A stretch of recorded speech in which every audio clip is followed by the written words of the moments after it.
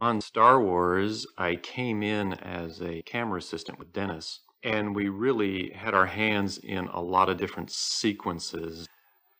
I think we shot probably the majority of the motion control spaceship shots. There's a small attack of the TIE fighters at the beginning of the film, attacking the Millennium Falcon. We did a lot of that. The opening of the show, I believe we did a couple of those shots with the cruiser. We also did the sequence with the blockade runner at the start of the film, where the pod ejects. We did a lot of that. Originally, I think the blockade runner was going to be used as the ship in the opening shot, as the big ship. Oh, that's incorrect. The blockade runner was going to be used as the Millennium Falcon. That was the original design. And then they changed it for, thank goodness, for design reasons. A lot of the original ship designs were done by Colin Cantwell. There's some models somewhere in the archives of these very rough prototypes that were designed. And at that point, like I was saying, the blockade runner was going to be the Millennium Falcon. And probably for reasons only George knows, and maybe Joe Johnston, as they were designing the ships, they decided to use it because its design wasn't as interesting as maybe they wanted, because the Millennium Falcon was sort of a star itself in the film. They wanted something with more personality, and so they came up with what you see in the movie. And I have recollections of shooting multitudes of wedges on the back of the blockade runner's rockets for color diffusions to get just the right glow to them. The same with all the spaceships in the film. We shot a lot of the blockade runner on what was called the Rama camera, which only had a motion control track of perhaps 15 feet long. And the camera was this refurbished old Technicolor camera. It was a huge, heavy monstrosity. And so the shots that didn't have a tremendous amount of choreography to them, or had to have the ships do a lot of eccentric motion, were done on the Rama camera. I remember being electrocuted on that camera once, standing on the railing, and I grabbed a 10K light that wasn't wired correctly and got zapped off the rails onto the floor. That was good. Tatooine was defined as a total desert over its whole surface. And you look for ways to make it otherworldly. And in a sense, when you start to dream up something otherworldly, you usually come up against the fact that you find things on Earth that are more otherworldly looking than the stuff that you can make up. George mentioned that he loved the robot from Metropolis, and he thought that 3PO should basically be like the robot from Metropolis, with the exception that he have a male body instead of a female body. And I looked at the robot from Metropolis, and I liked it.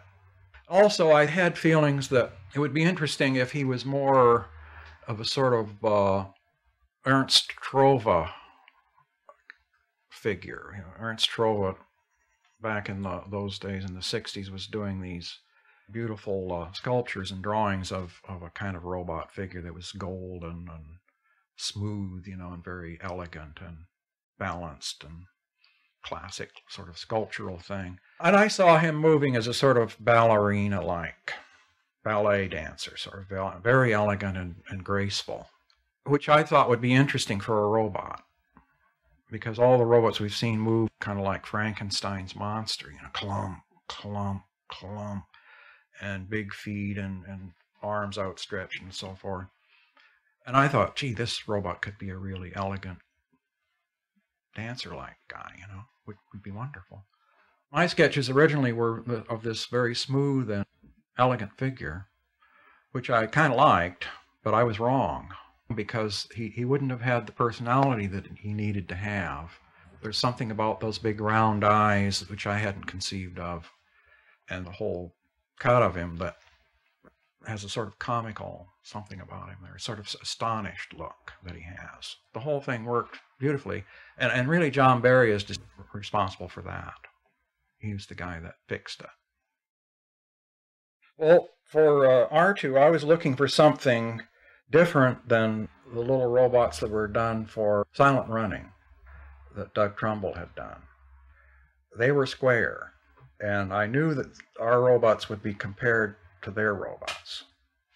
because George had talked about them. He'd said, well, the little robots in Silent Running. We wanted a little worker robot like that for R2-D2. And I thought, well, I'll make him, instead of a box, I'll make him a can, a cylinder with a dome on top. That was my first thought, just strictly in the sense that I didn't want him to look like the Silent Running robots. They had 2 legs, so I thought we could give R2 3 legs. The first one I did, I think he had a spherical bottom. It was like a ball bearing that would roll around. He could go any direction. He had gyroscopes in him so that he didn't fall over, and he just leaned into whatever direction he wanted to do and spun his single wheel, which is really a sphere, which sounded pretty interesting but very difficult to do in reality. And I put little panels on him and places for arms to come out. I knew he had to have a lot of little gadgets that he was kind of like a Swiss Army knife, And he had to have lights, and he had to have lenses to see through. He had to have color to distinguish him from another robot, so I found places to put blue. It's funny that the hologram that R2-D2 spits out and shows Princess Leia, something like that gets a lot of reaction and feedback, because you imply it's a hologram in the film. All it was a shot of Carrie against black, and then that was rephotographed off of a TV screen with a lot of static and roll bars and things, and just matted into the shot. And a lot of people, I think, thought it was a real hologram. We shot the land speeder for some of the shots. I can remember the Tusken Raiders running up to edges of cliffs, and we would shoot these little models racing down in the distance. A lot of people had their hands in that sequence. There's a shot where it's racing across the desert. A lot of that stuff was done on location with simple tricks, with putting mirrors on the bottom of the land speeder and just letting that work. And it worked out terrific. And what we would do is add perhaps a little shadow under it to give the impression it was above the ground. A lot of the shots of it flying, or where it's parked outside, I think Dennis and I shot. At a certain point in the schedule, Dennis and I wound up going on the night shift, because there was only so much equipment to use. So Richard and Doug Smith and some of the other guys were using it in the daytime. We would come in around 3 o'clock and take over so we could use the same equipment. And I think we would work till like 3 or 4 in the morning every night. I tried in my going through mythology to distill down into certain basic ideas, things that seem to exist in a great deal of the mythology. Again, to try to find themes and ideas that continue over a great amount of time and across a wide spectrum of cultures. The Force is a result of that. It's a force of the way that many people view the great mysteries of, is there other realities at work other than the one they can perceive? I think that the Force represents life. Another way to describe it is life force. It's the spirit of life rather than physical manifestation of it. What Luke is doing in the beginning of Star Wars is to finding his own responsibility for his place in the world. He thinks that his responsibility is with his aunt and uncle and to do his chores, and his ultimate responsibility is much larger than that, because it deals with a much larger base of humanity, larger, more cosmic issues. He is unwilling to look up and see those as something that relate to him. He's much more looking at the ground and plodding along in his everyday life. So it's that awakening, first of all, that is performed by the insight or magic of Obi-Wan that sends him on the path to self-discovery. Well, the idea that Darth Vader is half human, half machine, that his mask was basically a respiratory device, was early on in the process. Matching his sound to that was really Ben Burt's department. I said I wanted, some kind of heavy breathing that you could hear it, a mechanical kind of breathing of some kind of device that was helping him to breathe like an iron lung. He took it from there and then created the sound, which was done using a series of kinds of sounds put together. And it showed me various versions of this as we would go along, and eventually I picked one. With Darth Vader, it was a little different. We had somebody who was just very large, and therefore it was much more difficult for us to find somebody who could take and put a voice to that because he didn't move around a lot. The suit was very restrictive, and it was very hard for him to get any kind of articulate gestures out that made sense in terms of acting. Well, Chewbacca was another guy who was kind of based on a illustration from a science fiction novel of the past. George had a Xerox copy of this thing, which showed a tall, hairy figure carrying a weapon, I think.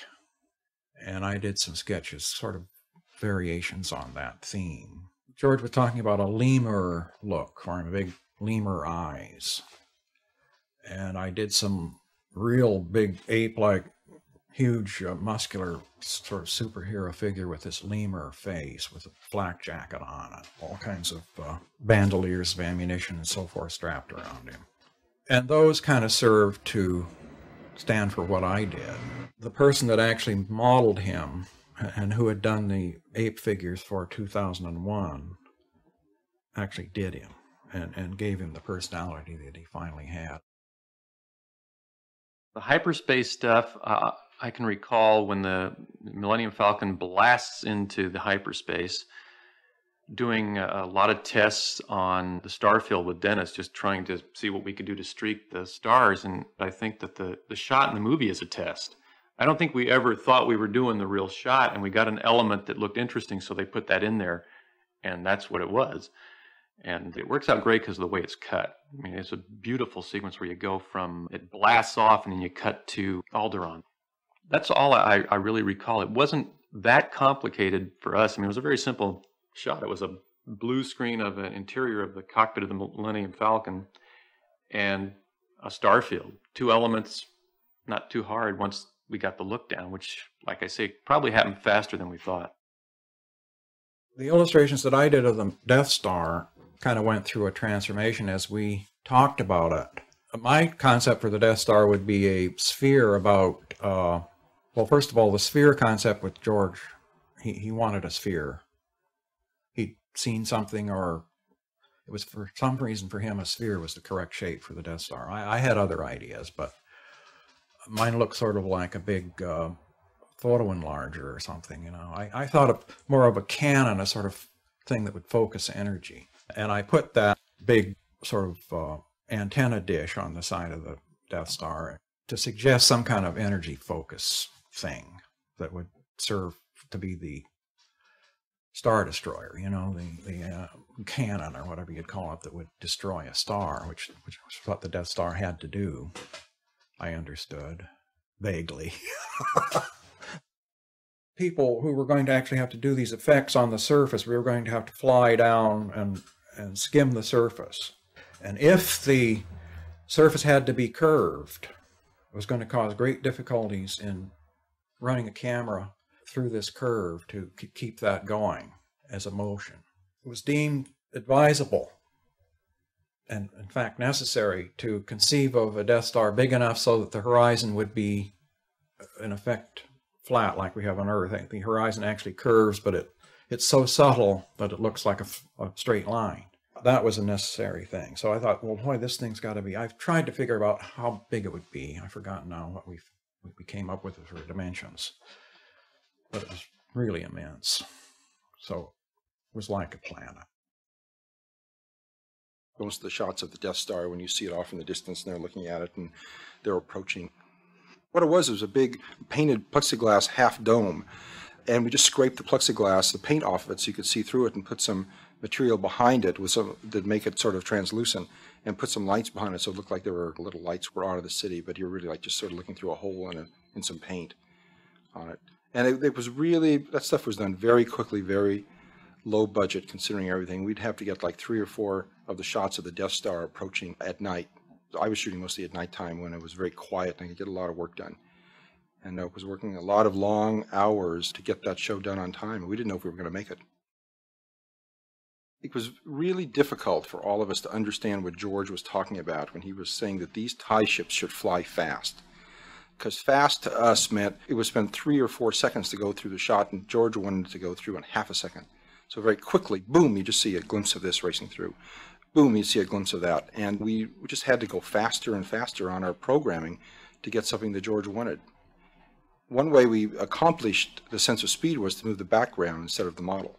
So there's times when you see the model slowly moving, the tie ship slowly moving by, but the stars are racing by in the background. That gave that same sense of speed. The advantage of it was it gave a sense of speed when you could see the model. You could see the shape of the tie ship. The other way, all we had were a bunch of blurs. We shot a lot of the matte paintings also that were used that Ralph McQuarrie did, a tremendous amount of them. And we had a real funky setup on the stage, which was an old, just a warehouse, essentially an industrial complex warehouse in Van Nuys. And we would set up these glass paintings in front of, usually we would shoot them front and back light.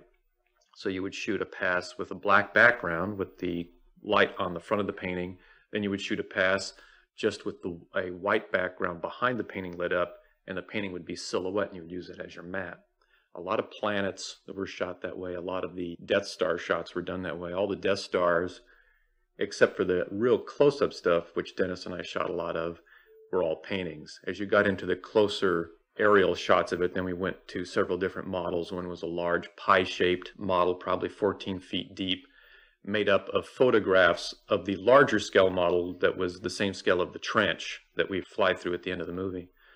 And essentially it was just 8 by 10 black and whites cut out that I would do some marks a lot, little colors and stuff to make it look like what the Death Star should look like based on Ralph's designs. The scenes that we call the Armada sequences, when the spaceships are attacking the Death Star, was pretty elaborate because there were so many ships that had to fly together, choreographed. And then when the X-Wings open, each one of the 4 ships opens their X-Wings, that had to be designed so it looked like there was a purpose to it, that they weren't all just randomly crazy pilots. They were all like trying to work together on this. That was one of the more difficult sequences because of all the different choreographies of the ships that had to work together. You know, especially the peel-off shot where one ship after another does a 180-degree flip and dives down to the Death Star. It was one of the more complex motion control moves that I'd ever done. The impression of speed, it's funny if you look at Star Wars now, it seems kind of slow and lethargic compared to each film. George kept speeding up the cuts, speeding up the motion of the ships. But for Star Wars, up until that time, nothing had looked that way before.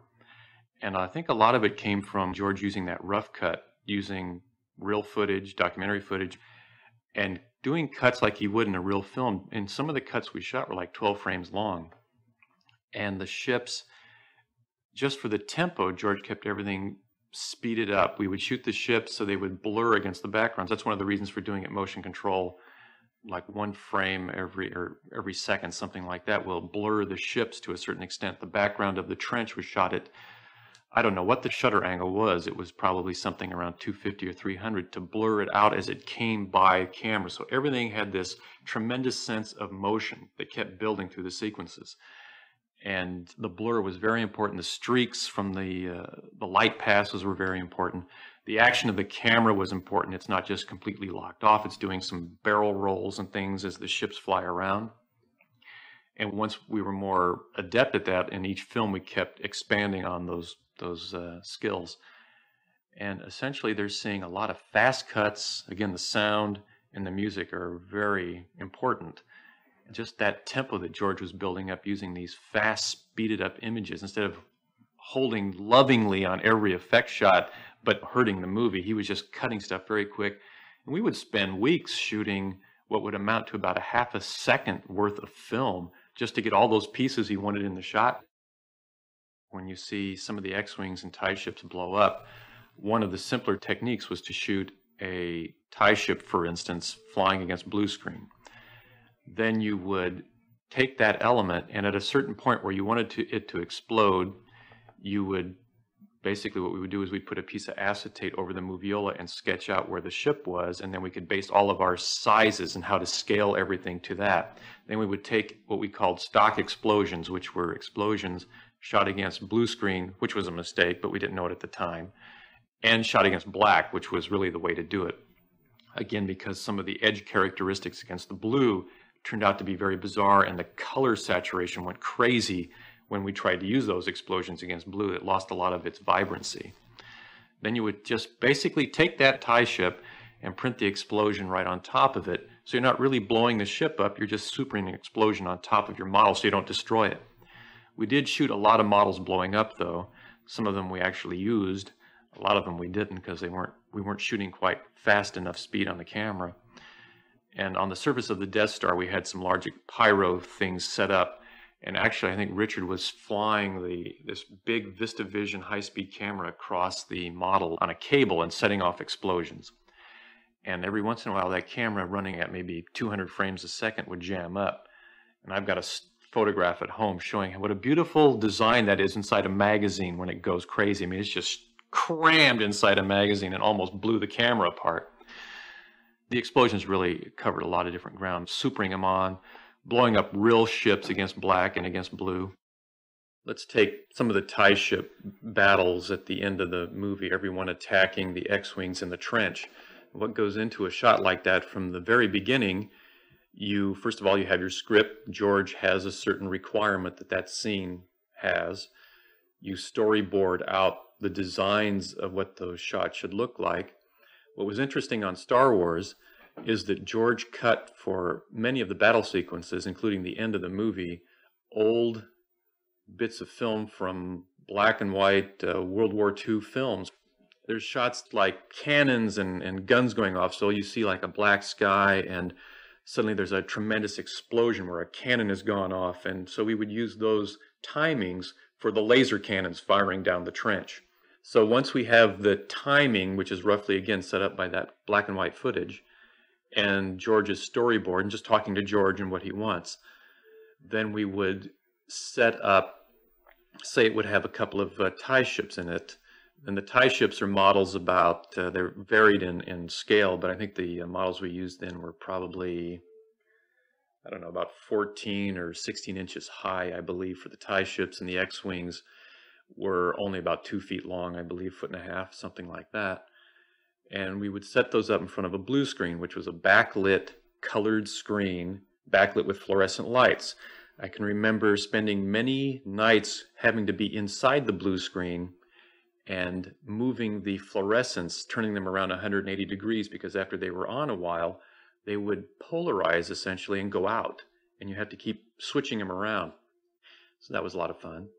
And we would set up a shot, break it down into all the different pieces necessary, so we would know, okay, we need a background of the trench, let's say. So that has to be shot with the big trench model we had on stage with the motion control camera.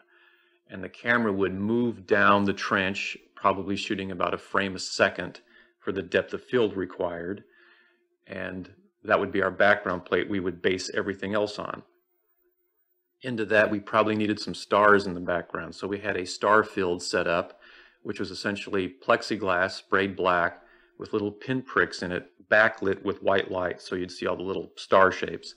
That was shot on the Rama camera, and that would be matched into the background of the trench. Then on top of that, once we had some of the background pieces, which usually is the best way to go, because you have to plot in your lighting tricks and your choreography into what the background's doing. So then on top of the background, we would shoot our blue screen X-Wings doing what they had to do, which was essentially a 2-foot model. If we were looking at the back of it, we would have a pipe coming out of the nose of it, which was a removable nose stuck in what was called a blue pylon, which was essentially a mechanical device that could roll the ship and move it, called it a yaw, which was essentially rotated a little bit based on what we did on the motion control camera using the joystick. And we would shoot blue screen elements with that. We would do lighting tricks. We would flag lights off of the X-Wing to look like it was going in and out of shadow on the trench. We would shoot the rocket passes separately so that we could add diffusions.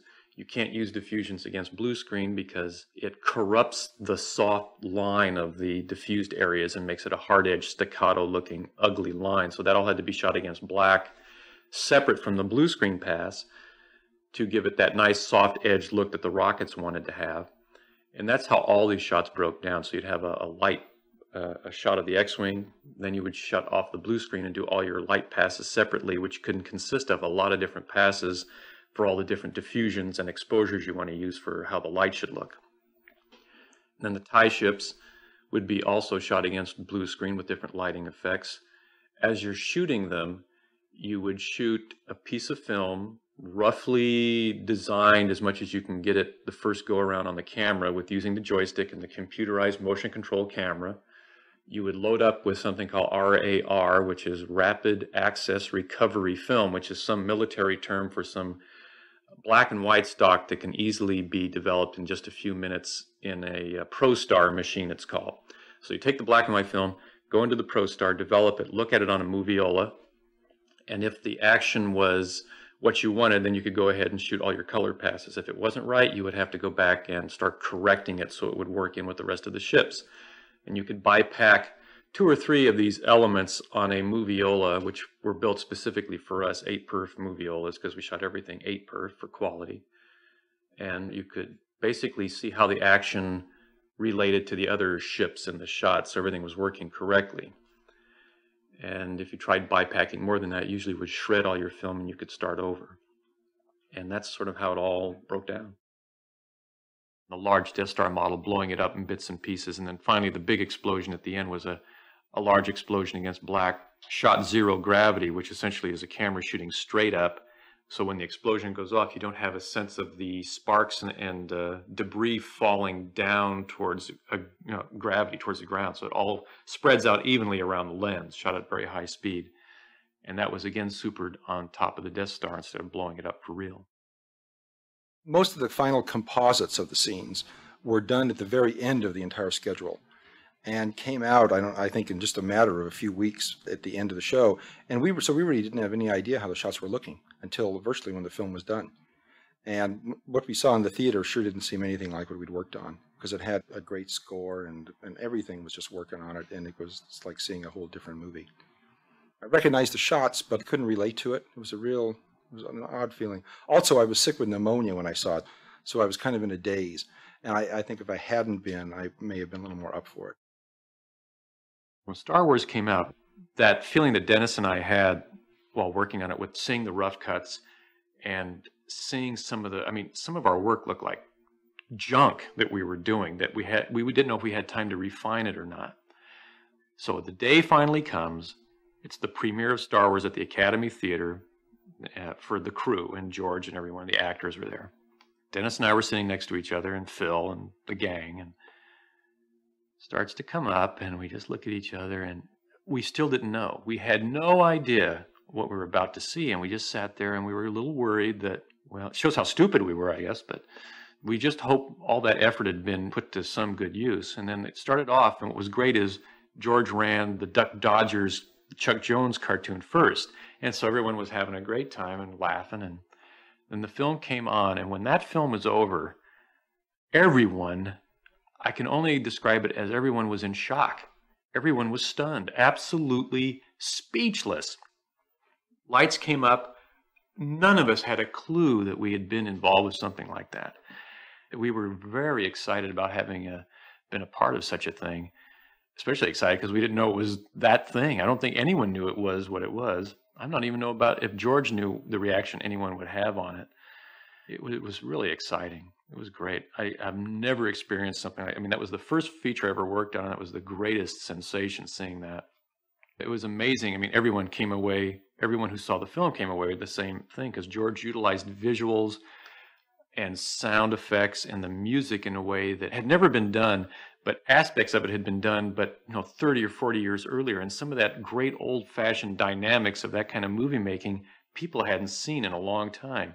And that's part of, I think, the appeal of the film. It's sort of a lot of old-fashioned moments designed into this science fiction environment, done with impeccable taste and panache, and he just carried it off beautifully.